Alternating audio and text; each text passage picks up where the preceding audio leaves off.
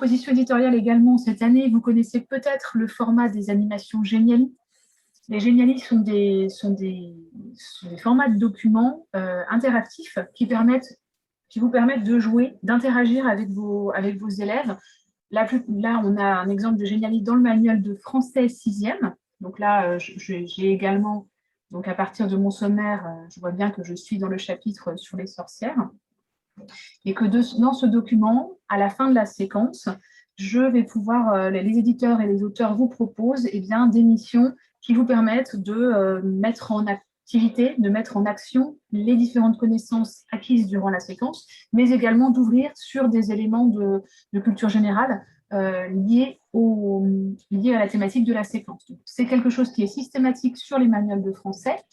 C'est aussi quelque chose qui est systématique sur le manuel cahier d'espagnol. Donc, on a vraiment toute une partie interactive qui peut être faite soit si vous décidez de faire travailler vos élèves à l'extérieur, notamment pas en classe, hein, notamment dans le cadre de confinement ou de demi-jauge. Voilà, on a vraiment cette liberté de se dire, je leur mets à disposition un Geniali, c'est-à-dire un parcours scénarisé, ludique, qui permet de mettre en action les différentes connaissances qui ont été apprises ou qui sont en cours d'acquisition lors de la séquence.